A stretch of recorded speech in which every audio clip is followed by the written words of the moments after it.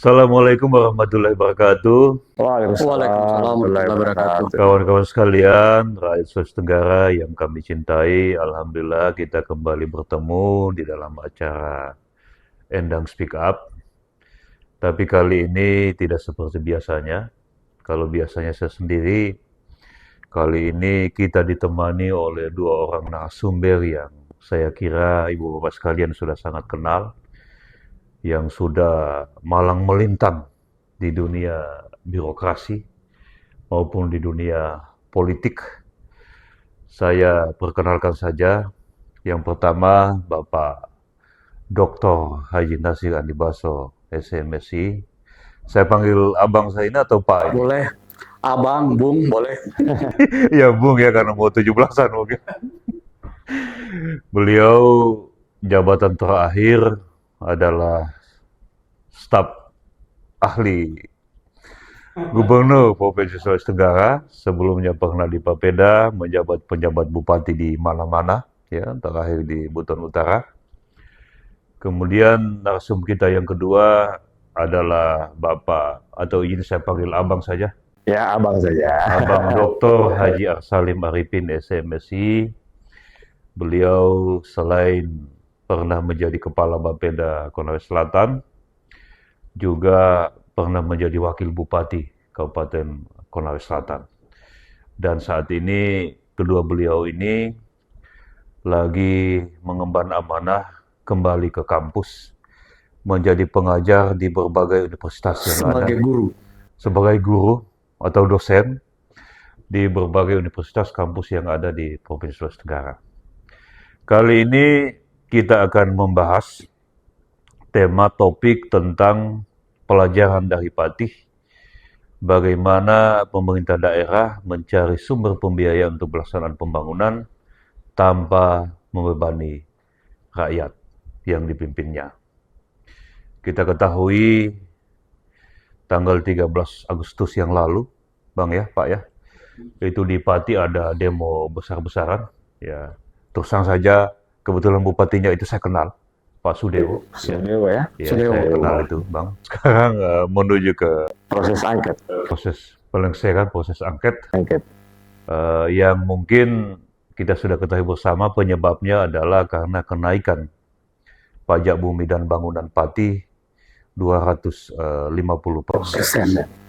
Tadinya, nah ternyata kejadian ini seperti Arab Spring. Itu terjadi juga di kabupaten yang lain. Ya, dari Pati itu, menjalar ke kabupaten yang lain.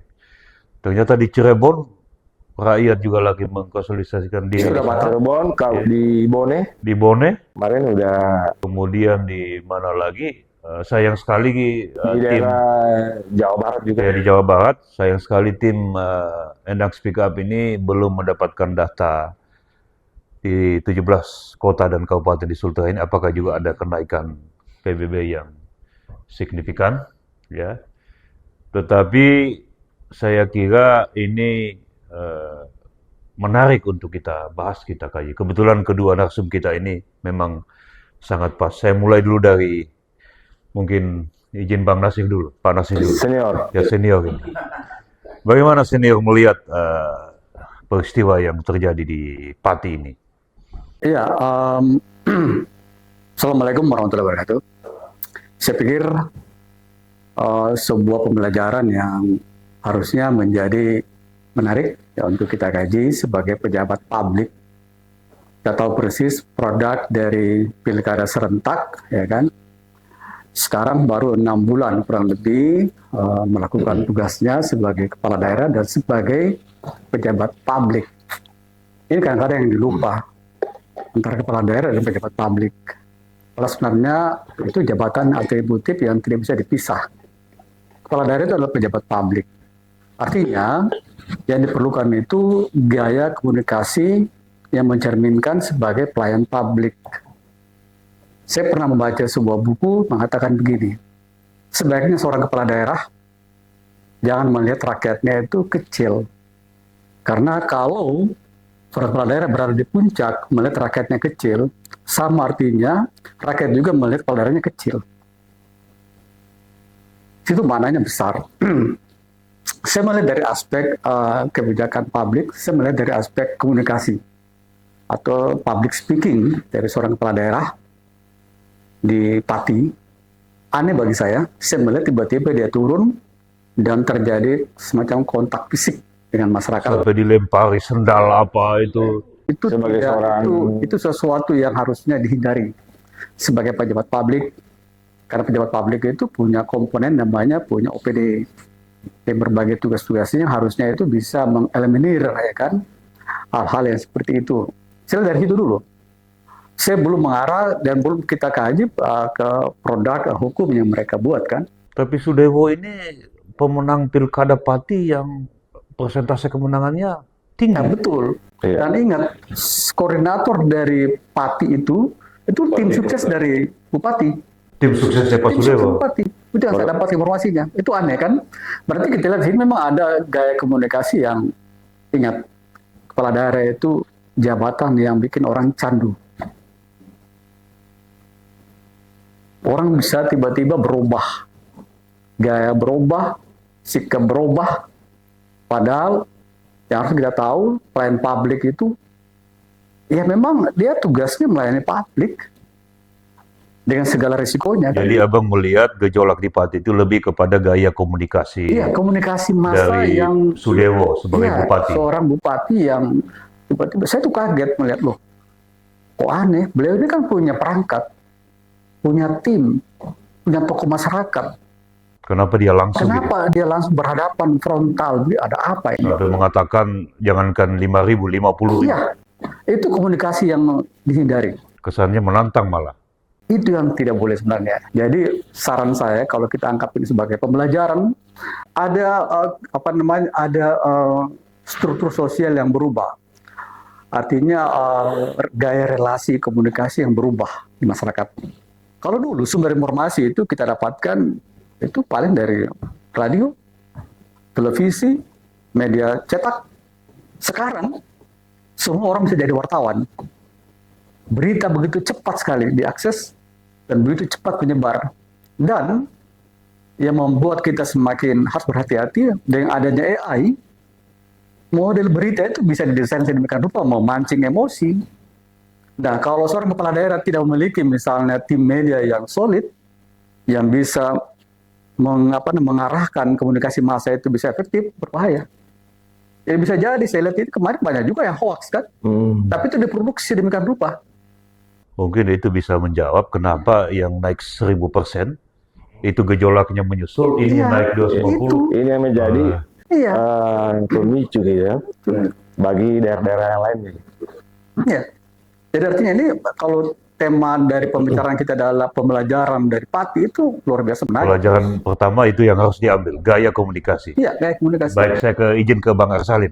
Bang, ada yang mengatakan bahwa selain soal gaya komunikasi itu juga karena perlawanan dari rakyat yang merasakan kenaikan PBB ini semakin mencekik kehidupan perekonomiannya. Bagaimana Bang melihat di Pati maupun di Bone dan di Cirebon ini yang sudah mulai bergejolak? Sebenarnya dalam pandangan saya dan pengalaman saya sebenarnya, menaikkan PBB sebenarnya memang hal yang wajar.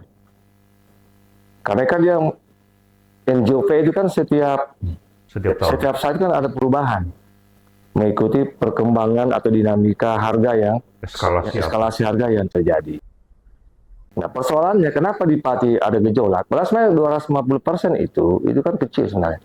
Masih wajar. Masih wajar sebenarnya Iya, 50% dengan kondisi perekonomian yang ada sekarang.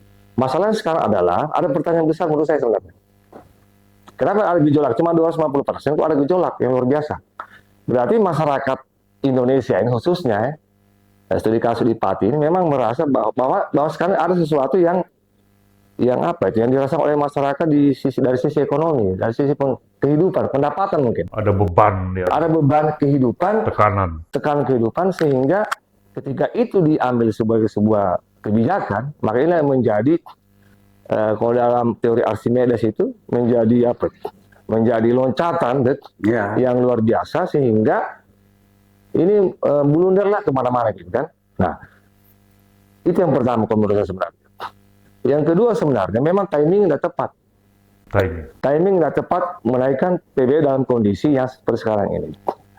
Makanya saya sebenarnya kemarin sedikit mengkritisi atau sedikit mencoba mempertanyakan data-data yang disampaikan oleh misalnya BPS, data-data yang disampaikan oleh Bapak Presiden Prabowo. Saya mau nanya sebenarnya itu tadi, Pak. Iya, di Kalau Abang mengatakan ada tekanan, itu kan paradok dengan hasil Susenas BPS kemarin. Kalau misalnya tingkat kemiskinan menurun misalnya sampai di 8%, pengangguran belum di bawah 10% misalnya sekarang kan, yang ada sekarang sesuai rancangan RAPBN yang kita dengar kemarin, berarti sebenarnya tidak masalah kalau misalnya ada kenaikan cuma sedikit naik segitu. Kan ini kan harus diikuti NJOP, kan itu wajar naiknya sebenarnya. Ya, itu sebenarnya. Pertanyaannya sekarang kok tiba-tiba masyarakat itu menjadi blunder gitu kan, menjadi resisten terhadap kebijakan itu. Artinya Abang mau bilang bahwa hasil Susenas BPS itu tidak mencerminkan kondisi. Hasil Susenas Bapenas tidak mencerminkan kondisi real masyarakat. Saya tidak seperti itu. Ya, saya artinya biasa itu pendapat saya. Kemudian yang kedua mungkin ini dari sisi kepemimpinan Pak Sadewo. Sadewo kan sebenarnya kalau kita lihat DPR track record. Oh, dia anggota DPR RI. Dia anggota DPR RI. Kemudian beliau juga kader. Partai yang lagi berkuasa sekarang. Berkuasa Gerindra. Nah, tapi yang saya ingin nyambung tadi Pak Nasir ya, bahwa sebenarnya memang kalau kita bicara teori kebijakan sebenarnya, implementasi kebijakan sebenarnya yang clear kan kalau kita bicara contoh misalnya teorinya Edward III. Kalau kita bicara misalnya implementasi kebijakan, itu kan bagaimana mengkomunikasikan, itu yang pertama, poin pertama. Mengkomunikasikan kepada rakyat. Ya. Saya ada seperti ini rencana saya. Gimana rakyat? Kemudian bagaimana sumber dayanya? Apakah misalnya kalau misalnya saya lempar kebijakan ini, bagaimana sumber daya di lapangan masyarakat kita?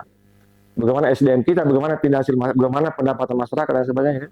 Kemudian bagaimana disposisinya misalnya, bagaimana aparat pelaksanaan di lapangan dalam mengkomunikasikan itu kan? Direktifnya. Ya. Kemudian bagaimana misalnya struktur birokrasinya? Itu yang saya katakan tadi. Ini berarti sebenarnya kalau saya sebenarnya ini agenda settingnya sebenarnya yang tidak tepat. Itu yang ketiga. Yang keempat sebenarnya begini. Ini kan sebenarnya membuat kebijakan ini sebenarnya. Itu bukan cuma bukan cuma bupati yang disalahkan sebenarnya. Tetapi saya clear-nya DPR juga DPR, nih. iya. Kok DPR juga mau bahas angket padahal sebenarnya yang menyetujui Perda ini kan ini peraturan daerah, Pak. Iya, masalah payung undang-undang ya sebagai implementasi baik perda kenaikan maupun perda APBD. Itu kan persetujuan DPR. APBD kan perda. Ini kan pukulan baliknya DPR juga. Terus tidak ada perda tanpa persetujuan DPR. Ini cuci tangan ini DPR-nya. Dia DPRD Pat ini cuci tangan kalau menurut saya sebenarnya. Dan bukan hanya itu juga termasuk dia sebagai wakil rakyat harusnya Kemendagri juga harusnya juga. Semua iya. Yang kedua, yang selanjutnya ini provinsi. Evaluasi APBD. Evaluasi Perda itu Pak. Itu harus ke provinsi kalau kabupaten, kalau provinsi kan harus ke pusat. Gubernur Jawa Tengah ini. Kenapa sudah diperdakan ini? Kok tiba-tiba ini semua langsung bicara cuci tangan semua? Semua cuci tangan, menolak. Jadi ini korban Bupati Pati Sudewo ini korban. Korban dia sebenarnya. Jadi kembali tadi kan, tadi kan saya sampaikan masalah public speaking yang dimiliki oleh seorang kepala daerah. Sekarang inti dari gejolak itu kan masalah kenaikan pajak. Ya, pajak itu kan sebenarnya undang-undang mengatakan itu kan pemaksaan negara terhadap warga negara, ya kan? Untuk dikembalikan lagi nanti kepada warga negara kan. Tapi ada satu cerita atau ada satu semacam sindiran barangkali satir dari seorang komika. Saya tuh ketawa aja baca itu. Dia bilang begini, ada gaya relasi komunikasi antar masyarakat, penguasa, orang miskin dan orang kaya. Siapa namanya? Komika siapa namanya? Saya lupa namanya itu. Dia katakan begini, kalau orang miskin mengambil uang orang kaya disebut merampok. Tapi kalau orang kaya mengambil uang orang miskin disebut apa? Bisnis. Bisnis. Jadi kan gak relasi yang luar biasa kan? Saya kembali. Yang berikut, saya lanjut dulu. Ya. Tapi kalau pejabat mengambil uang rakyat disebut apa? Pajak. Koruptor. Oh, koruptor. Nah, tetapi kalau negara mengambil uang rakyat disebut apa? Kebijakan. Makanya namanya pajak. Baik, saya kembali ke Bang Nasir. Apapun tadi soal komunikasi tetapi aksentuasinya, letupannya ini adalah karena kenaikan PBB Dan sudah dijelaskan Pak Sudewo dalam berita-berita yang dirangkum oleh tim Endang Speak Up bahwa ternyata kenaikan pajak ini dalam rangka menutupi pembiayaan-pembiayaan pembangunan infrastruktur yang akan dilaksanakan. Bagaimana Abang melihat ini? Memang kalau kita lihat dari struktur APBD seluruh Indonesia, hanya ada berapa provinsi yang betul APBD-nya itu memadai besar. Yang terbesar itu kan DKI, Jawa Barat, Jawa Tengah, Jawa Timur. Satu-satunya dari luar Jawa itu Kalimantan Timur. Hanya itu. Karena mereka punya APBD itu sudah puluhan triliun kan, kalau DKI 83 triliun, kalau Kalimantan Timur paling kecil 22 miliar, ada 22 triliun. Ya kan? Oke, kalau kita flashback ke belakang, hampir semua kepala daerah pada saat kampanye itu membuat kontrak politik, janji politik yang luar biasa besar. Ada visi misi, Ya, ada dan apa? itu wajar. Namanya kan kita ingin mengambil suara rakyat kan. Yang kemudian Tapi jadi begitu- RPJM. Yes, tapi begitu mereka menjadi kepala daerah, melihat fakta, kaget. Iya, Hampir semua daerah. Hampir semua daerah. Kayaknya di Sulteng juga begitu itu. Termasuk Sulawesi Tenggara. Sampai curhat itu Iya. gubernurnya. Dan itu wajar saja, Iya. karena ada grand design, saya tidak tahu sejak kapan mulai berjalan, ya kan? Yang pertama, kewenangan sudah pelan-pelan ditarik ke pusat. Sentralisasi. Ya kan? Yang menjadi andalan kabupaten dan provinsi itu sudah berpindah ke pusat. Itu pelan-pelan seperti itu, tanpa disadari. Yang selama ini kita heboh dengan istilah otonomi daerah, pelan-pelan itu mati suri dan tidak ada yang ribut, biasa-biasa saja kan? Tidak ada yang mengkritisi. Saya belum pernah lihat ada komunikasi, ada podcast yang membahas tentang otonomi daerah. Belum pernah ada. Diam-diam tidak terasa kewenangan itu ditarik. Sudah mengarah ke sentralisasi lagi. Datanglah kepala daerah yang baru hasil pemilihan kemarin. Kaget melihat loh, kok uang hanya begini? Ternyata begini. Iya, hanya begini. Iya kan? Iya. Ya wajar.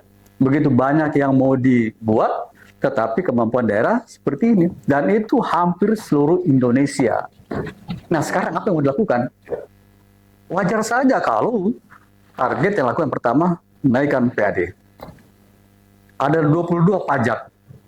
Jenis yang pajak. tidak, ya jenis pajak yang tidak terasa yang kita setiap hari harus melakukan itu. Yang Ada 5 diambil oleh pusat. undang-undang PPN, PPH, tetap pajak dari sebesar daerah ya. ya kan? 17 di kita. Ya, 17 itu di provinsi dan kabupaten. Di provinsi tinggal apa yang ada? Pajak kendaraan bermotor, Iya. pajak rokok, saja besar-besar. Di kabupaten kota hanya PBB P2. Itu saja dimiliki kan? Nah, jadi kalau seorang kepala daerah, ya pasti secara secara normatif Iya. dia melihat undang-undang peraturan daerah apa yang ada. Pasti dia panggil timnya, coba lihatkan peraturan daerah apa yang ada yang bisa kita pungut. Begitu melihat, waduh, ini kok begini? Pilihan pertama yang paling logis lakukan adalah menaikkan PBB. Tetapi pada saat yang sama Indonesia lagi mengalami daya beli yang begitu menurun. Sehingga kalau kita lihat misalnya di beberapa mal-mal besar ada istilah Selain mungkin daya beli Pendapatan. yang lagi turun Ya. itu, mungkin juga karena banyak objek pajak yang pusat tadi itu mungkin juga dinaikkan, kayak PPN mungkin naik, Iya. kemudian objek pajak. Bahkan sekarang ini ada debat soal lagu itu. Iya, itu yang royalti itu. Iya, royalti lagu pun. Iya. Jadi Makin Indonesia Raya kan mau dihamil. Iya ini. nah di saat yang sama Kan Indonesia Raya juga bisa jadi royalti juga. ini kan produk dari Jadi rakyat kita ini yang saya mau bilang Bang, rakyat kita ini selain dihimpit pajak dari pusat, Ya. ada lagi pajak dari daerah. Mungkin Iya. itu yang kemudian semakin menambah sesak rakyat kita ini. dan begini ada lagi yang lebih kalau kita lihat secara keseluruhan ya. Ini kan produk politik kita ini kan menghasilkan presiden, Ya, gubernur, ya, bupati, wali dan kota, wali kota. ya, Pada saat yang bersamaan, kepala desa ya. ya kan? Iya. Tentu seorang Prabowo sebagai presiden dia melihat, waduh, saya punya program kok kayak begini. Iya. Apa yang lakukan? Efisiensi.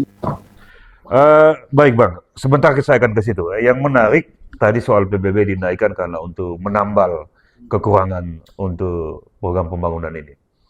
Pengalaman Abang ini sebagai kepala Bapeda mendampingi Nur Alam mungkin 8 tahun atau 10 tahun, PJ Bupati, tim ahli. Memang hanya PBB ya yang mungkin cepat dan tepat untuk bisa menambal, atau Eh, mungkin ada objek lain, jadi begini, atau karena kepala daerahnya kurang kreatif atau bagaimana? Coba mungkin memang ini eh, dibutuhkan seorang gubernur, kepala daerah, ya, ya kan, yang gaya leadernya itu bisa menggerakkan, bisa menggerakkan, bisa mendrive semua potensi yang ada. Misalnya begini, pada saat Pak Nurul Alam menjadi gubernur, saya masih ingat APBD kita itu hanya 748 miliar. Dengan begitu banyak yang harus dibuat. termasuk janji-janji politik tadi. Ya, Ya. ya kan, itu kan hampir-hampir tidak berdaya kan. Tapi di situlah dibutuhkan seorang leader, leader yang menjadi sumber inspirasi bagi dia punya jajaran untuk bergerak. Apa yang dilakukan? Semua kepala dinas, ya kan, diperintahkan, diarahkan untuk mencari dana-dana di pusat melalui relasi yang dibangun dengan kementerian supaya ada yang turun ke provinsi. Kenapa? Uang APBD itu diperlukan untuk menggerakkan perekonomian masyarakat secara langsung.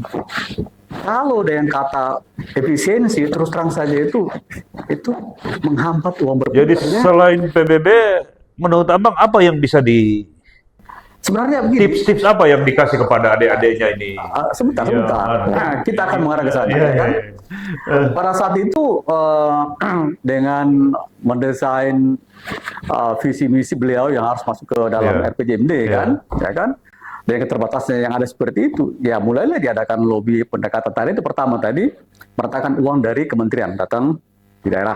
Termasuk menaikkan DAU, transfer termasuk TKD itu, dan termasuk itu bagaimana pendekatan-pendekatan itu kan. Yang berikut, tapi ya, kan masalahnya juga itu tidak gratis. Kan kita sudah tahu mafia, Iya. mafia. Nanti saya share juga termasuk yang kena Koltim itu nanti juga suatu saat kita iya, akan bahas kan, itu. itu kan apa Itu namanya? kan selalu saya kasih sekian berapa persen. Ya itu bahasa Tahu sama kita. tahu lah ya. Bukan. Ada istilah di dalam makan yang gratis. Tidak ada makasih yang gratis kan? Itu Ya, feedback, ya, ya kan? Kita paham, ya. kita paham ya. Artinya dalam dunia birokrasi sekarang itu kickback sebenarnya itu sudah dianggap, ya walaupun kita lagi tidak membahas ASIS Saya ya. tidak, Kan? penting. Ya, Saya ya, tidak ya, menjas ya. itu bahwa itu harus dilakukan. Bukan, Ya, yang ya. soal begini. Ya, ya, ya. Kita bisa bayangkan 38 provinsi berebutan kue nasional di Jakarta. Ya kan? 500 lebih kabupaten Iya. kota. Ya. Kita bisa bayangkan bagaimana caranya kita bisa bernegosiasi kan? Ya kan? Sehingga Kemudian- kickback itu bagian dari negosiasi Iya, ya. kickback itu yang pertama begini, saya Hmm. mengatakan yang kita lakukan itu bukan kickback dalam arti yang melanggar normatif, kan, ya kan? Kita laksanakan program nasional yang ada di daerah, ya kan? Bahwa ada sesuatu yang menyertainya seperti itu kan? Sepanjang itu dikembalikan lagi ke daerah, ya kenapa tidak kan? Baik, benar gitu, baik. Ya kan? Ya, saya yang tidak bisa kita tolerir, yang seperti yang sering terjadi ini, misalnya, saya tidak menyinggung siapa-siapa. Barang belum dimulai, sudah ada. kalau Repot kan? sebenarnya bukan tema kita, tapi karena Abang membahas itu, yang paling ironis dan saya terus terang terenyuh juga, walaupun kita tidak setuju pasti, apa yang menimpa sahabat kita Usman Emba. Usman Emba itu kan konstruksi kasusnya dia memberi dalam rangka mendatangkan. Itu yang Abang bilang tadi. Tapi kita mungkin nanti kali lain kita Jalan. kita bahas Jadi itu ya. kalau bisa Iya. tadi istilah itu tidak di justice seakan-akan itu iya. dibenarkan. Iya. Bukan. Ini kan hanya masalah gaya komunikasi kan. Iya. Tapi ini pertanyaan tadi, apa sih yang mau dilakukan? Ya. Sumber Ya. apa selain Sumber apa PBB? saja kan? Ya. Disitulah dibutuhkan seorang leader bagaimana bisa negosiasi dengan perusahaan-perusahaan besar yang ada di daerah. Yes. Ya, CSR itu, ya kan? Sepanjang CSR itu ditarik, diminta, ya kan, dengan jelas peruntukannya apa, dan dimasukkan di PBD, dibahas bersama di PBD. Yang tidak boleh, Selain CSR mungkin komdepnya dari perusahaan-perusahaan ya itu. seperti itu. Ada pengalaman enggak? Ya contoh kita, Contoh CSR yang bisa di-share ke kemarin PT Antam kita pernah dulu dapat membangun rumah sakit Batramas. itu CSR dari CSR itu sebagai besar Oh, CSR. jadi Antam ya? Iya Antam. Antam punya ya? Jadi ada beberapa gedung-gedung itu atas nama mereka. Ya kan? Baik. Tapi itu dibahas di APBD. Baik, sekarang saya izin ke Bang Arsalim. Tadi sudah disinggung soal efisiensi. Eh, dan kita membaca berita yang disampaikan Ibu Sri Mulyani, ternyata efisiensi ini akan berlanjut ke tahun akan berikut. Dan dari apa yang disampaikan Bang Nasir tadi, Bang Dr. Nasir, bahwa efisiensi itu ternyata juga salah satu yang menekan keuangan daerah. Bagaimana Abang melihat ini? Kalau kita membaca dan mendengar ya, RAPBN tahun 2026, saya khusus bicara, kalau efisiensi kan khusus kita bicara di daerah ya. Ini kan kalau saya lihat pergerakan angkanya, Salah satu yang di itu efisiensi kan itu kan, tergantung ya, terjadi penurunan. betul. Apa TKD, TKD-nya. ya, Kalau nggak salah dari 800 triliun, itu turun menjadi 600 triliun, 600 itu triliun kurang lebih persen. 24%. Ya, Ini berarti bahwa efisiensi yang ada di daerah ini juga akan ya, berlanjut sampai tahun 2026. Berarti ini mempengaruhi kinerja pembangunan di daerah. Ya, alasannya pemerintah pusat bahwa anggaran itu ditarik ke pusat ya. dan akan dikembalikan ke daerah dalam bentuk program-program, misalnya makanan bergizi, gratis gitu kan, kemudian Sekolah rakyat. sekolah rakyat, kemudian apa lagi itu, koperasi merah putih gitu, kemudian kesehatan gratis dan sebagainya. Tetapi itu kan hitungannya itu berarti di pusat. Nah, pertanyaan sekarang bagaimana mengelaborasi ini visi misi kepala daerah dengan anggaran yang terbatas. Ya, sekarang saja ini, minta maaf ya untuk Sulawesi Tenggara ini, contoh di Konawe Selatan dan juga di kota ini kan, sekarang ini kan kegiatan-kegiatan yang di set up dalam APBD sekarang kan sudah banyak tertunda. Kayak Perubahan dan sebagainya. 100 juta per Ya, RW, iya, kayak misalnya di Ya. kota ini kan, yang bantuan RT dan sebagainya, itu kan tertunda semua. Itu berarti bahwa itu pertama misalnya itu visi misinya tidak berjalan, kurang berjalan, susah, tidak optimal selama 5 tahun. Kemudian yang kedua, lapangan kerja, ya kan? Kan ini spending government sebenarnya ini kan untuk menciptakan lapangan kerja. Ya, Mau berputar kan? Iya, berputar. Spending government kan lapangan kerja. Dia investasi pemerintah itu menciptakan lapangan kerja. Nah, di area efisiensi ini berarti itu akan terjadi pengangguran siklikal. Ya, apalagi misalnya tidak dibarengi dengan misalnya masuknya investasi gitu kan di daerah. Nah, oleh karena itu mungkin ya kalau menurut saya kepala daerah ini harus berupaya seoptimal mungkin untuk bagaimana mencari pendapatan yang tidak membebani rakyat, karena ini kan spending government tidak berjalan mulus di daerah. Nah, gimana masyarakat mau dibebani pajak kalau misalnya pendapatannya terbatas gitu. Nah, oleh karena itu kalau menurut saya sebenarnya ini memang dibutuhkan leader ini, seorang pemimpin itu kalau saya misalnya ada strategi yang bisa saya tawarkan. ya. Yang pertama sebenarnya ada namanya collaborative governance, itu ada teorinya Pak. Jadi collaborative governance itu bagaimana memanfaatkan aset daerah ya, ada yang bertebaran di setiap daerah ini, aset yang bisa dimanfaatkan oleh misalnya swasta, kemudian mungkin pelaku-pelaku ekonomi yang lainnya misalnya, itu kita berkolaborasi misalnya untuk menghasilkan misalnya profit, keuntungan. Tahan dulu Bang soal aset itu. Kalau saya baca hampir 17 kabupaten kota itu begitu selesai dilantik, wakil bupati itu wali kota parkir semua kendaraan apa katanya pemeriksaan aset atau Maksudnya aset saya ini aset yang tidak mungkin bergerak. yang abang maksud itu Iya. semua aset yang bisa menghasilkan. Yang bisa menghasilkan, yang bisa misalnya dielaborasi oleh misalnya pemerintah daerah. Ini bisa kita gunakan misalnya Perusda, BUMD ya. Tapi harus dikelola secara profesional nih, kerjasama. Atau misalnya kerjasama swasta yang profitable. Ini sebenarnya teori ada itu sebenarnya, yang istilahnya kolaboratif governance sebenarnya. Dan itu sebenarnya yang lagi terjadi gitu. Nah, kemudian juga misalnya kita bisa misalnya inovasi. Jadi pemerintah daerah itu harus mempunyai inovasi. Iya. Jadi inovasi dalam rangka bagaimana mencari sumber-sumber pendapatan. Kemudian yang ketiga sebenarnya kalau saya memperbaiki internal pengelolaan keuangan. Karena misalnya kalau kita WTP itu kan Tata kelola keuangan. Iya, tata kelola keuangan yang baik itu kan bisa menghasilkan misalnya DID dan insentif ada daerah. lewat ya, ada Kalau kita dulu sebenarnya itu kalau WTP itu dapat DID 40 miliar. ada hadiah ya. Ada hadiah. Itu ada contoh seperti itu. Tata kelola pemerintahan. Ini kalau menurut saya itu. Jadi ada kolaborasi governance yang dilakukan oleh daerah dengan tidak membebani rakyat sebenarnya. Kan ini susah juga nih kita. Apalagi menaikkan pajak dan sebagainya ini kan susah karena memang efisiensi ini mempengaruhi pendapatan belanja masyarakat. Ya, karena kan semua ditarik ke pusat, Pak. Nah, ini kalau menurut saya sebenarnya ini satu hal yang namanya konsep otonomi daerah ini sebenarnya yang sudah mulai harus dipertanyakan. Karena yang namanya otonomi daerah itu dikasih kewenangan kan harus ada kewenangan uang. Kan gitu. Monopoli pansen, monopoli program kan seperti itu. Ya, saya kasih kewenangan kamu, nah ini anggaran sebenarnya. Nah, apalagi terus terang saja sekarang ini, seperti yang Pak Nasir tadi katakan, ini kita kan seluruh daerah Indonesia ini kan dia punya apa itu ketergantungan fiskal luar biasa tinggi sekali dengan daerah pemerintah pusat. Itu yang saya mau tanyakan ke Abang. Iya. Di Sultra ini ada nggak yang Tidak ada. ketergantungan Tidak bisa mandiri Sultra ini. Belum bisa. rata-rata di atas 50% ya? Ya, Pokoknya di atas 70 ya? 60-70%. 60%.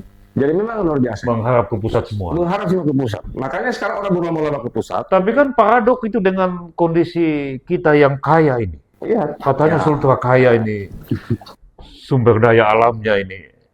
Ini paradok ini. Jadi Kompleks kalau kita mau. jadi kalau kita sekarang kan merdeka 80 tahun ini. Iya, iya. Jadi kalau saya bisa paradoks kemerdekaan. Paradok kemerdekaan. Di tengah simbol kita kemegahan dalam merayakan kemerdekaan, ya. Tapi kita mati di meja-meja pelayanan publik, yang Iya. mati di kehidupan basic dasar masyarakat gitu. Nah, ini Kalau- yang saya pertanyaan. Kalau soal mati itu Bang, saya sudah pernah sampaikan di acara ini juga bahwa banyak rakyat kita yang mati karena jalan rusak, yang melahirkan di Di jalan. jalan, ya, yang melahirkan belum waktunya karena itu mungkin yang termasuk paradok itu. Iya, jadi paradoks kemerdekaan itu kan contoh kalau kita bicara paradoks kemerdekaan ya, ini kaitannya dengan tema kita ini malam. Masalah pelayanan publik yang baik sebenarnya itu bisa menciptakan pendapatan. Sebenarnya seperti itu kan, itu bisa logikanya sebenarnya. Kita sekarang bicara digitalisasi, tetapi analog. Digitalisasi tapi analog. Kita sistem, tetapi juga ujungnya analog, Pak. Saya harus datang bawa dokumen, berhadapan dengan orang. Ini nggak terjadi transaksi, Pak. Transaksional kan? Jadi semakin panjang mata rantai pelayanan, Iya, semakin waktu habis, biaya habis. Sementara ini kan digitalisasi pemerintahan ini kan itu konsep yang sangat luar biasa. Sama misalnya di negara-negara di Denmark, di Finlandia itu kan itu yang membuat negaranya masuk 5 besar yang terbaik karena digitalisasi. Kita di Indonesia sebenarnya apa yang kurang? Kita ada pemerintah berbasis elektronik, kita misalnya OSS dan sebagainya, tetapi ujung-ujungnya ini analog. Ya, seperti itu. Kita tetap juga harus datang membawa seluruh dokumen Ke kantor-kantor pelayanan. pelayanan dan sebagainya. Apa gunanya itu pelayanan? Bayangkan kalau dari Laonti ke dari Laonti misalnya, ke Andolo, dari Wakatobi misalnya. ke Kendari Wakatobi, dari Latoma ke Unaha. Ya katanya online tapi Ya. offline. Iya, ini kalau tadi digitalisasi tapi analog. Kan seperti itu kan? Baik, saya izin kembali ke Bang Nasir. Bang, ini kan fakta sekarang sudah terjadi bahwa ada efisiensi, ada anggaran berkurang, sementara banyak janji dari kepala-kepala daerah produk Pilkada 2024. Misalnya di Sultra itu ada 8 program utama janji soal asuransi petani 100 juta, penggaris, apalagi banyak di kabupaten kota juga begitu, 100 juta per RT, gratis beasiswa, gratis kesehatan, gratis, pokoknya gratis semua. Nah, sementara di sisi lain ada fakta, ada kenyataan bahwa apa yang harus dilakukan oleh kepala-kepala daerah kita di Sulawesi Tengah menurut Abang ini? Iya, yang pertama pesan moral saya tetap harus konsisten dengan janji politik itu. Tapi untuk Iya. membiayai bagaimana kalau? Sebentar. Ya. Masalah juga itu. Kepala daerah itu memang sudah dipikirkan ada tim yang akan mendesain secara bertahap apa dulu yang melaksanakan. Sama di daerah kami dulu kan tidak bisa sekaligus semua. Dulu janji 100 juta per desa itu bukan tahun pertama laksanakan, belum bisa. Iya kan? Tapi paling tidak kontrak politik itu sudah dilaksanakan bahwa belum penuh itu nggak ada masalah biasa. Ya kan? Ini tinggal masalah strategi, sekali lagi masalah komunikasi politik, masalah public speaking harus dijelaskan. Di pemerintah daerah itu ya kan sebenarnya sudah dibagi. Ini sering yang saya ingatkan. kepala daerah itu dibagi, kepala daerah itu ditopang oleh OPD. OPD itu ada yang tugasnya mendesain kebutuhan, mendesain namanya badan. Badan itu mempersiapkan, itu lembaga strategis. Kemudian ada namanya dinas yang mengeksekusi, ya kan? Dinas itu sebenarnya bahasa Belanda, Dienst, artinya itu pelayan kan? Nah, harusnya itu yang didesain. Bagaimana lembaga strategis namanya badan itu mempersiapkan. Ada namanya Bapeda Perencana, ada yang mencari uang namanya Bapenda, ada yang mengelola keuangan namanya BPKAD, ya kan? Mereka inilah yang harus disiapkan kepala daerah. Karena begini, Pak, Ya. saya Nah, tadi kan pertanyaannya hampir bagaimana? hampir separuh usia saya saat ini tua di pemilu. Pernah Iya, sekjen iya. ketua KPU Antrel apa. Salah satu hakikat pemilu itu Iya. pada saat election di hari pemilu itu rakyat memilih program yang akan dijalankan 5 tahun ke depan. Iya. Ya betul. Jadi kita berasumsi baiklah Iya, bahwa iya. ternyata rakyat yang memilih Iya. 18 kepala daerah dan 18 wakil kepala daerah ini mayoritas memilih karena platform, karena program. Iya. Nah, tapi dihadapkan pada fakta bahwa Iya. Minanoku Pak ini, Bokyodoi. Nah, ini bagaimana kira-kira ini?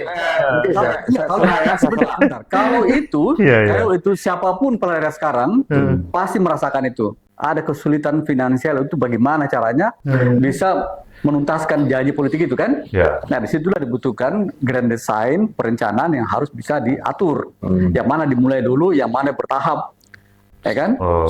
Dia tidak bisa sekaligus. Kenapa sekali lagi tadi? Ketergantungan fiskal kita itu, celah fiskal kita kecil sekali.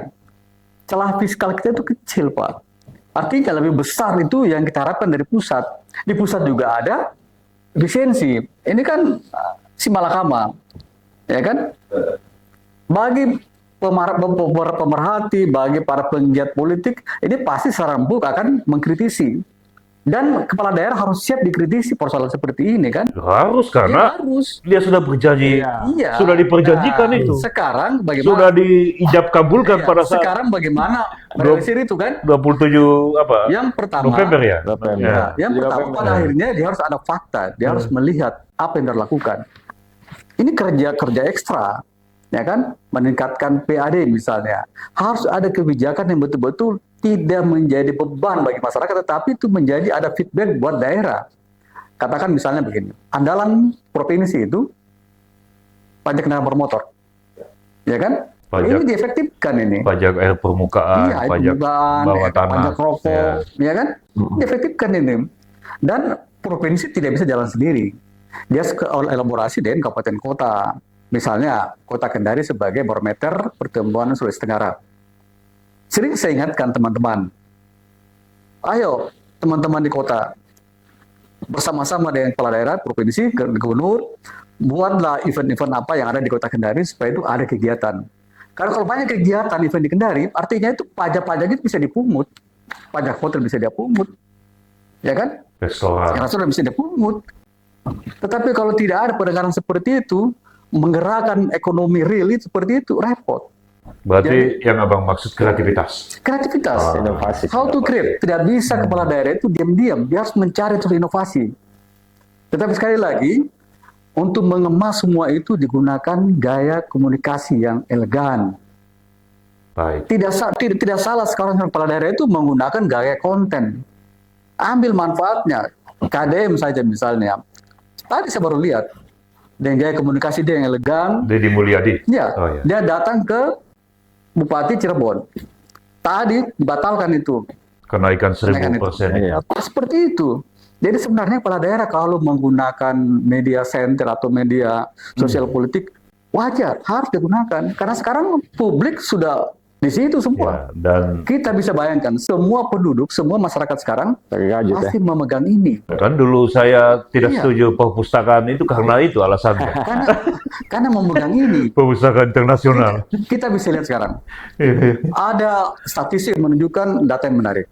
Rata-rata orang mendapatkan informasi dan berita sebagian besar dari sini, bukan dari televisi. Dari sini. Artinya apa? Iya. Semua kepala daerah harus paham tentang itu. Perkembangan menarik. Ya kan? Kemudian kita lihat sekarang, pengguna internet yang paling aktif Indonesia, luar biasa. dia kalahkan dengan negara lain. Tinggi sekali. Nah ini kan ruang publik yang harus dimanfaatkan.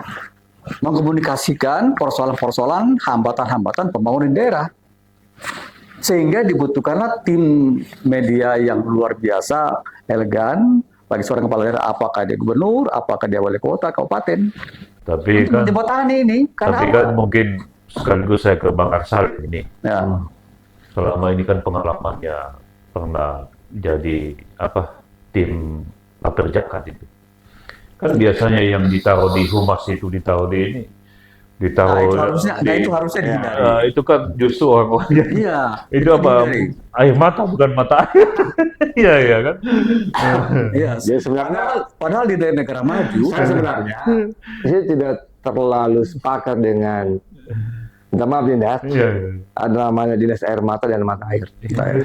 Karena memang sebenarnya ini kan dibutuhkan kreativitas Iya. dari pimpinan-pimpinan OPD itu untuk merancang suatu program, Kepala daerah, wakil kepala iya, daerah. merancang suatu program atau misalnya menerjemahkan visi misinya kepala daerah itu secara lebih terstruktur dan baik gitu. Kan masalah sekarang orang kan selalu apatis saja. Berapa yang dikasih dari TAPD misalnya, tim anggaran pemerintah daerah. Kan sistem pembangunan pagus saya kan seperti itu biasanya. Nanti dikasih kamu sekian, Padahal sebenarnya ada aturan kan ya. Tiap SKPD langsung kamu 2 miliar, kamu 5 Ya, miliar. misalnya, Kesbang ini misalnya di dinas misalnya kemakmuran. Ya, Di dinas misalnya yang kemakmuran. penghasil, ya ini kita bicara pendapatan ya, penghasil PAD. penghasil PAD. Sekarang tinggal kreativitas masing-masing. Kamu butuh dana berapa? Misalnya, ayo kita diskusi. Saya butuh uang sekian, saya butuh misalnya sekian Pak. Berapa kamu bisa menghasilkan pendapatan dengan anggaran sekian? Contoh misalnya di pariwisata, berapa jumlah contoh misalnya kita di Sulawesi Tenggara ini, berapa objek wisata yang menarik yang bisa Anda eksplorasi untuk mendapatkan pendapatan? Itu kan tidak membebani rakyat Pak, karena itu masih sifatnya retribusi gitu kan, tidak menjadi kewajiban, namanya retribusi saja kan, pungutan. Nah, harusnya kan ini kepala BPD ini kan harus pintar-pintar untuk bagaimana kan, membuat program, tentunya yang sinkron dengan program yang sinkron dengan misalnya RPJM provinsi dengan RPJM nasional. Ini harusnya sinkron itu. Tapi kan karena ini kita punya OPD ini, minta maaf ya, Perjakan ini kan karena menempatkan orang itu kan sesuai dengan misalnya dia, meskipun dia ini bukan dia masuk di area politik, kan, Iya. tetapi dia kan bisa menjadi timnya Tim di belakang, suksesnya. di belakang. Dan saya minta maaf, dan sekarang terjadi juga Pak, di mana-mana Pak. Iya, iya, iya. Minta maaf ya, tanda petik di Sulawesi Tenggara kan gitu. Terjadi juga. Di dinas kan dia tiba-tiba muncul kok dari dosen-dosen dari kepala dinas. Iya, iya. Sementara dia selalu bicara Iya, pengurangan iya, tenaga iya, dosen. Minta maaf ya. Iya, betul, betul. Yang kedua, Pak, bagaimana ini SKP-nya nanti, sistem kinerja kepegawaian dari misalnya fungsional ke struktural. Langsung jadi Jadi kepala. kepala pelaksana. Gimana tuh? Meskipun misalnya kamu paham tentang bidang itu, tetapi kan namanya prosedur administrasi kepegawaian kan ada. Ada. Nah, seperti itu. Eselon 2 harus 3 kali, Sementara ini 2 kali eselon apa 3. bedanya misalnya kita sekarang mempertanyakan di MK. Munggu di MK itu undang-undang kepolisian yang masuk ke sipil namanya. Berarti mematikan ke orang-orang yang punya karir di sipil. Sipil. Sama juga sih mematikan orang-orang yang punya karir di ASN. ASN. Kan seperti itu kan? Ini kan beda. Kalau saya vertikal kan. Nah, kalau misalnya teman-teman di Pemda itu kan dia sebagai pemerintah daerah Pemda kan. Nah, ini mungkin harus menjadi kajian sebenarnya di pemerintah pusat sebenarnya seperti itu. Nah, ini misalnya yang membuat menghambat sebenarnya.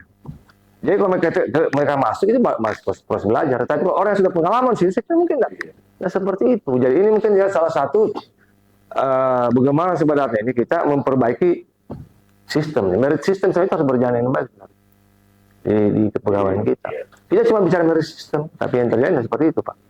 Kita bicara TPP misalnya, tetapi misalnya yang rajin yang masuk tak aja dapat. Sama kan gitu. Nah, oleh karena itu ini harus diperbaiki sebenarnya. Nah, oleh karena itu menurut saya sebenarnya ya political will dan politik. Saya juga Bang bingung, Tito itu melonggarkan aturan 6 bulan setelah pilkada tidak bisa mutasi. Kan saya baca pernyataan Tito Mendagri itu, Iya. bahwa itu katanya bisa. Karena undang-undang itu memang dikasih lagi perasa dengan seizin Mendagri bisa. Jadi Tito katakan, saya akan kasih izin. Nah, sekarang sudah 6 bulan kan? Kata-kata belum 6 bulan orang pada sudah 6 bulan. melantik. Iya. Sudah 6 bulan sekarang. Iya, tapi kan sudah banyak ada pelantikan yang- sebelum 6 bulan. Ada yang sebelum 6 bulan Ada yang sebelum 6 bulan. sudah masuk gitu. Tapi saya lihat di Sulawesi Tenggara semua 6 bulan. Kecuali Buton Tengah. Iya. Walau alam kalau itu. Nanti kita akan bahas itu, termasuk menarik juga soal saya minta izin nanti akan undang lagi menemani saya, menarik untuk membahas soal sekda dengan bupati kepala daerahnya yang kata-kata ini tidak Jadi sinkron. sinkron atau tidak harmonis, tapi nanti Makanya sebenarnya kan nanti salah satu persoalan, nanti lah. salah satu persoalan di pilkada itu masalah netralitas. Itulah sebenarnya kelemahannya kalau misalnya kepala daerah itu dia pejabat pembina kepegawaian. Kalau itu nantilah kita akan bahas. Termasuk tadi soal kepala daerah yang saya mau bilang, Bang. Ini mungkin yang ketiga dari saya. Hikmah yang bisa kita ambil, ya, Mbok kepala-kepala daerah itu pada saat mau nyalon, kalau bikin visi misi, ya, bikin visi misi yang berdasarkan kondisi yang ada, yang realistis, yang bisa di. Memang sebenarnya kalau visi misi ini kan sebenarnya ini juga si malakama juga kepala daerah. Karena kan tugas kepala daerah kan itu sangat bagaimana kan dia urusan wajib, urusan pilihan, urusan konkuren. Ada tugas Ada urusan wajibnya, urusan pilihan, tugas pilihan, dan ada konkuren. Dia semua harus dia harus semua harus dia cover. Pendidikan misal. Contoh misalnya, pendidikan harus 20% dari APBD misalnya. Itu mandatori itu. Mandatori. Kesehatan harus 10%. Itu mandatori. Nah, misalnya juga inspektorat harus berapa persen. Itu kan mandatori, Pak. Itu tidak bisa tidak itu. Nah, oleh karena itu sebenarnya dengan ada efisiensi ini, maka harus pintar-pintar kepala daerah. Saya juga karena bingung ini, Dindan, Bang Nasir. Kita melakukan efisiensi ya. Efisiensi ditarik semua kegiatan uang sebagian besar ke pusat. Contoh misalnya di daerah 24% itu kan terjadi pengurangan ditarik ke pusat. Nah, sementara pusat ini, minta maaf ya, pemerintah kita ini semakin, kalau saya melihat sekarang ini, ada disebut dengan teori Parkinson effect. Jadi, di pusat ini justru memperbesar ini semakin gemuk kelembagaan. Ya. Bahkan kemarin lagi misalnya dibangun lagi itu berapa Pangdam? 6 kodam misalnya itu. Wakil Panglima TNI. Kemudian juga kementerian, bayangkan berat. Satu kementerian harus sampai 2-3 wakil menteri. Iya. Kemudian banyak sekali partai. Menlu kalau nggak salah 3 atau 4 wamen. Ini kan sebenarnya kalau itu dalam teori organisasi ini sebenarnya Parkinson effect, Pak. Ya, semakin gemuk ini birokrasi, semakin lambat bergerak. Karena lambatnya di mana? Koordinasinya. Berarti kaitannya. Yang kedua masalah anggaran. Ya, itu. Anggaran, Pak. Jadi di mana efisiensi kita ini? Ya. Jadi artinya karena ini uang pasti juga didistribusikan ke lembaga keinginan untuk efisiensi, tapi tidak linear dengan itu mas saya dibangun. Padahal sebenarnya sudah diingat dalam teori itu, itu dikatakan bahwa itu kita menghindari apa disebut Parkinson effect. Baik. Semakin gemuk itu kita semakin malas bergerak. Iya. Semakin coba sekarang koordinasi pemerintah sekarang. Betul. Panjang. Menangani kemiskinan banyak sekali yang menangani kemiskinan, Pak. Menangani makanan MBG itu mas kan jadi bagaimana kondisi ini?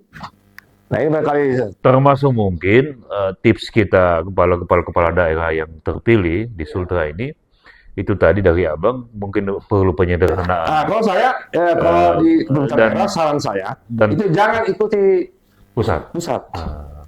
Tapi harus dia penyederhanaan kelembagaan. Jadi untuk mengembangkan SKPD, OPD menambah atau misalnya ya satu rumpun tidak perlu lagi satu rumpun itu. Kan sekarang misalnya karena sekarang gemuk kan mungkin karena sekarang kewenangan sudah banyak yang ditarik ke pusat. Ya tidak mungkin. Tapi kan masih ada yang mau meminta penambahan dinas, pengembangan dinas mau di. Saya belum dengar itu. Tapi yang jelas yang ada sekarang harus memang ada optimalisasi. Hasrat itu. Biasanya ada hasrat kepala daerah untuk menambah dinas. Bukan karena persoalan efektivitas kerja, tapi persoalan untuk menempatkan tim-timnya yang tidak terdapat. Itu masalahnya sekarang. Saya pikir saya belum melihat gejala itu, tapi yang ada sekarang begini, kita kembali. Nah, ini harus dihapus. Sebentar kita kembali tadi ke. Ini pengalaman yang gitu-gitu kan. Bahwa sekarang ada kewenangan yang ditarik ke pusat, sehingga ada beberapa di dinas itu yang tugas-tugasnya biasanya banyak sekarang sudah berkurang. Itu harusnya dioptimalisasi, bukan menambah OPD. Itu yang saya mau sarankan. Tapi saya kira saya belum dengar itu Termasuk kabupaten kota yang menambah belum. termasuk mungkin memastikan belanja di APBD itu betul-betul yang produktif, yang Sekarang- urgent. Ya sekarang yang kita mau tarik Yang urgent, pembelajaran- yang produktif, Ya, yang sekarang bisa begini. membuat Sekarang begini, ya. menciptakan Makanya dampak saya ekonomi. bilang pembelajaran yang kita mau tarik Iya. berikutnya dari kasus Pati Iya. itu apa, ya kan? Substansinya adalah bagaimana kreativitas seorang kepala daerah bisa meningkatkan fungsi pelayanan. Sekali lagi, harusnya dahulukan fungsi pelayanan, baru muncul efek lain meningkatnya. Jadi PAD. kalau beli Ya. mobil mewah, Ya, hindari dulu. hindari dulu Ya. Dulu, ya kan? Tapi saya lihat ini kalau kasus Pati itu yang begitu mencuat, yang di blow up ceritanya adalah kenaikan PAD pada saat daya beli masyarakat yang begitu rendah. Iya. Nah, sebenarnya itu harus ada gaya komunikasi yang disampaikan, ya kan? Pelayanan dulu yang didahulukan. Pelayanan dulu, berikan kemudahan segala macam, ya kan? Sehingga muncul efek untuk orang datang berinvestasi, orang datang bergerak ke daerah kita. Karena ada teori sederhana saja, teori lokomotif. Membangun daerah itu sebenarnya bagaimana caranya supaya orang mau datang ke daerah kita. Itu dulu. Orang datang itu dari berbagai macam tujuan. Ya kan? Tujuan untuk rekreasi, tujuan untuk berinvestasi, dan lain sebagainya. Semakin banyak yang datang ke daerah kita, artinya roda ekonomi berputar. Kan dia pasti belanjakan kan? Itu yang dibangun. Kemudahan itu dulu. Jangan didahulukan bagaimana menekan PAD dan menekan pada saat daya beli. Iya. Ada penelitian menarik. Semua sekarang mall-mall besar-besar, kalau kita lihat, ada istilah sekarang. Rame mallnya, tapi berlaku namanya rojali. Rombongan jarang beli. Ya. Cuma window shopping aja. Hanya Cuma lihat saja kan? melihat-lihat saja. Window Iya. shopping. Window shopping ya. Nah, itu tuh menarik gitu. Dari kajian sosial ekonomi ini ada apa sebenarnya? Orang langsung menjawab, oh iya, daya beli masyarakat menurun. Nah, kalau menurun apa yang mau dilakukan? Nah, disitulah kreativitas seorang kepala daerah. Mendesain kabupatennya, kotanya, provinsinya, supaya dia semarak. Ya. Dia berbagai macam event-event. Saya mungkin ingin. Jadi saran abang, perbanyak event. Perbanyak event. Ya. Oh. Kalau Karena saya uang berputar. Itu real itu. Masyarakat bisa dibelanjakan uangnya, masyarakat bisa menjual, terjadi transaksi. Di samping itu tentu kita berharap efisiensi yang lagi Gaungkan. digaungkan oleh pemerintah itu perlahan-lahan itu diatur demikian sehingga terjadi spend government. Karena itu kita perlukan. Karena salah satu fungsi APBD itu adalah untuk memutar perekonomian masyarakat. Sebenarnya begitu yang kita harapkan. Tetapi kalau semuanya sudah dipangkas, tapi kan pada akhirnya kan ya bukan. Wah, ini sudah hampir 1 jam ini diskusi kita ini. Jadi mungkin kita sudah di penghujung diskusi kita ini. Tapi saya persilakan dulu dari Bang Arsalim. Mungkin ada yang mau disampaikan berkenaan dengan gejolak Pati ini pada pemerintah dan rakyat kita di Sulawesi Tenggara. Ya, kasus Pati itu merupakan pembelajaran bagi seluruh kepala daerah di Indonesia ini. Membuat sebuah kebijakan itu harus melihat timing. Harus melihat timing kapan harus kebijakan itu dibuat, kapan harus kebijakan itu tidak dibuat. Ya. Jadi memang apalagi saat sekarang ini saya ingin menawarkan sebenarnya kita jangan membebani rakyat dengan pajak-pajak dan distribusi dan yang lain-lainnya. Jadi strateginya saya katakan tadi itu harus ada collaborative governance dengan apa yang disebut dengan value capture. Ya, value capture itu memanfaatkan aset atau potensi yang ada di daerah dan bekerja sama misalnya dengan swasta, kita membangun misalnya kawasan-kawasan industri, karena gitu kan. Ya, kerjasama kita memanfaatkan BUMD kita. Jadi menghidupkan modal yang kita miliki. Ya. Kita kan, kalau kita pernah mendengar Ibu Sri mengatakan bahwa apa bedanya orang Indonesia itu dengan orang Amerika. Kita sama-sama punya aset. Tetapi asetnya orang-orang Amerika diproduktifkan. Menghasilkan. Kita punya asetnya disimpan. Tidur. Dia mati. Nah, aset-aset yang ada, sekarang kan aset tenda kan banyak. Ini kan bisa kita kapitalisasi dia menjadi sebuah bisnis yang profitable. Tanah disewakan, Tanah gedung. disewakan, gedung disewakan. Kita punya gedung-gedung mewah kok di sini semua. Kenapa tidak kapitalisasi itu menjadi sebuah bisnis yang bisa menghasilkan? Jangan kita sedikit-sedikit PDD, sedikit PDD. Berapa sih PDD sebenarnya? Kecil. PDD kecil berapa sih? Ada yang cuma misalnya 100.000. Bayangkan saja, saya tadi nonton di televisi itu, ada di daerah mana, ada kenaikan PBB dari cuman 25.000 nggak salah, menjadi 100.000. Bayangkan itu, margin yang cuma 25.000, 60.000 jadi ribut kan. Berarti tingkat pendapatan masyarakat kita ini gimana gitu. Data-data BPS gimana ini? Ini mungkin harus kita bahas lagi ke depan ini. Kita mempertanyakan ini. Jadi kita tidak bisa bermain di angka-angka, kita tidak bisa bermain di kuantitatif. Jadi saya kemarin sempat guyon di kampus. Saya bilang, ini data-data kuantitatif bagus semua ini. Data-data kuantitatif ini yang disampaikan di RAPBN. Tetapi sayangnya secara kualitatif ini bisa menjadi pertanyaan besar. Nah, kasus Pati misalnya. Kok cuma 250%? Kalau misalnya dalam 20%, misalnya dari misalnya 25.000 naik misalnya, kan cuma 100.000 lebih kan? Kok ribut? Nah, berarti betapa Belum sampai 100. Ya. betapa sulitnya kehidupan masyarakat berarti. Artinya logika kita kan, kalau saya banyak uang, biasa aja, saya anggap hal yang biasa. Tetapi banyak uang 5.000, 10.000, 15.000, 20.000 kan menjadi hal yang mewah, gitu kan. Nah, oleh karena itu mungkin kalau saya ini memang ya dibutuhkan inovasi kepala daerah untuk bagaimana mencari sumber-sumber pendapatan yang tidak membuat daerah. Nah, collaborative governance dengan value capture. Itu kalau saya sampaikan. Saya kira itu. Baik. Ya. Kalau Bang Nasir, apa ini? closing statement dari diskusi kita malam ini? Sebenarnya setiap daerah itu punya potensi masing-masing. Yang dibutuhkan itu kreativitas kepala daerah melihat potensi itu, kemudian membuat desainnya dan menggerakkan desain itu. Contoh di Sulawesi Tenggara, kita kalau tidak salah ada 12 SPN yang sudah diterbitkan, kawasan industri nasional, ya kan? PSN mungkin Pak? Ya, PSN. Yang kedua di Sulawesi Tenggara itu ada 2 kota yang menjadi standar pertumbuhan ekonomi, standar kemajuan, Bau-Bau dan Kota Kendari. Satu di daratan, satu di kepulauan. Ini kan ada keseimbangan secara geopolitik yang bisa diluaskan kan.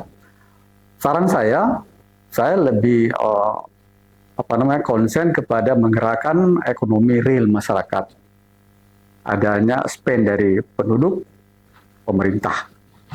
Contoh misalnya, kalau ke dan Bau-Bau ini sering ada event-event, apakah nasional, internasional, maka akan itu menjadi kota yang disebut kota industri mais.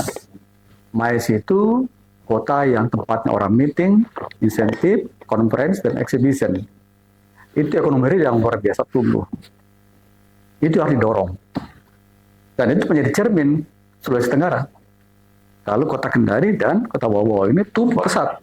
Ya kan? Sampai dengan sekarang, untuk mengukur tingkat inflasi kan standarnya 2 kota ini kan. Memang 2 kota ini yang relatif lebih maju. Dan daerah sekitarnya itu boleh dikata menjadi. Saya cek Susenas BPS juga, memang kemiskinan yang paling rendah itu di Kota Kendari dan Bau-Bau. Ya. Yang tinggi itu Buton Tengah, Konawe Selatan. Jadi wajar saja kalau 2 kota ini menjadi perhatian. Artinya, kalau setiap kota ini ada event-event besar yang terjadi di sana, itu ekonomi real masyarakat itu akan bergerak. Akan mendorong. Contoh misalnya di Kota Kendari ini. Saya tadi dari rumah ke sini, saya kaget-kaget. Dulu dalam hitungan saya di Kendari itu ada kurang lebih 11 bottleneck sumbatan transformasi, ya kan? Tadi saya baru masuk ke jalan Sawo-Sawo kami, ada kartu besar, macet lagi, ya kan? Sampai di sini, putar lagi di sini, macet lagi. Ternyata bukan 11 lagi, sudah bertambah. Sudah. Gitu. Saya yakin sudah puluhan sekarang kan. Sama kalau saya mau ke kampus dari rumah. Dulu itu hanya 15 menit. Sekarang saya tidak bisa lagi mengukur dengan 15 menit. Artinya apa? Ada aktivitas ini harus digerakkan, harus didorong terus. Dorong terus. Karena kalau ini tumbuh, menjadi cerminan Sulawesi Tenggara. Dan pemerintah belanjanya, programnya apa harus ditujukan ke sana? Bagaimana?